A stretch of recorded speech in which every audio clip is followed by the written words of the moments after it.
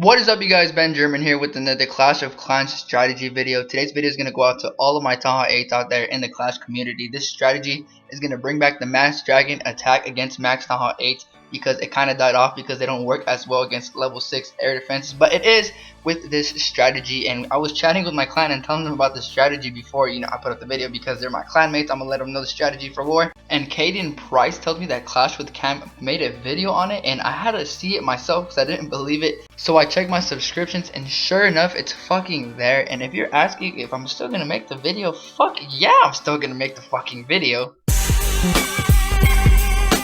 Alright, but seriously, I am gonna still do the video for probably one main reason, and that reason being what he did was he showed a replay of one of his clanmates doing the video, and he kind of spread the word about the strategy by doing that. He didn't really have to say much or do much. But what I'm going to be doing is giving you guys a full out tutorial on how to do this strategy that I'm going to be showing you guys step by step. I'm basically going to be your fingers while you're attacking. I'm going to be there by your side, and we will together 3-star the shit out of a Taha 8 and the opposing team. The only thing that's different between the attack I'm going to be showing you guys and the attack you're going to be doing as a Taha 8 is that I have level 4 dragons. Other than that, I do have 7 spaces worth of spells and 200 spaces worth of troops. So right now what we're doing is scouting the base, seeing where we want to attack from. I don't know if we're going to attack from the left side or from the right side. We're for sure not attacking from the bottom because the air defenses aren't really accessible by our dragons all the way to the middle. We don't really want to deal with that. And we're debating which air defense we want to lightning strike and earthquake the fuck out of, and the deal breaker is going to be in the air sweeper. Whichever way it's pointing, you're going to be attacking from the opposite side. So we're going to drop our lightning spells on this air defense so our dragons don't have to deal with the air sweeper over there for the entirety of the raid. And this earthquake, which is level 1, and the lightning spells, which are level 5, which are Taha 8 spells, are going to take out that level 6 air defense, which is max for Taha 8s. And we're trying to get to this spot right here with all of our dragons. So we're going to drop a drag right there, a solo drag, and another solo drag that's going to be forever alone up there. And that should create a good enough of a funnel for all of our drags to get deployed at the top of this base and get to that sweet spot that we also are preaching and also are trying to get to, because that's the key to this raid, is funneling your dragons to get to those air defenses as soon as possible, because if they don't, those air defenses can do some serious damage on your troops. And speaking of troops, if he has defending clan castle troops activated by one of your solo drags, make sure to drop another drag to help out that drag so you can preserve as much as health of that drag as possible. And we're going to drop 2 more dragons to create an even tighter funnel, and the rest are going to go into the center, and that should all get into that G spot, that sweet spot that we're trying to get into.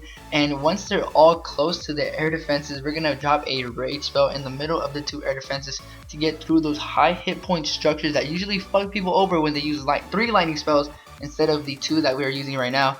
And that raid spell is really going to help our dragons get through those high hit point structures. And at this point, you have to decide, where do I want to drop my clan castle? Your clan castle should always fill up with 1 or 2 things: max balloons, which is my preference, or an extra dragon. And where you're going to drop them is depending on the raid, obviously, and wherever you feel has less dragons or is struggling more, that's where you're going to drop your clan castle. And in this instant, the other air defense was already down, and I seen that the dragons were about to take it down, so I did drop it on the lower side because that air defense was up a little bit longer, but not for long, because our enraged dragons just completely fucked up that air defense.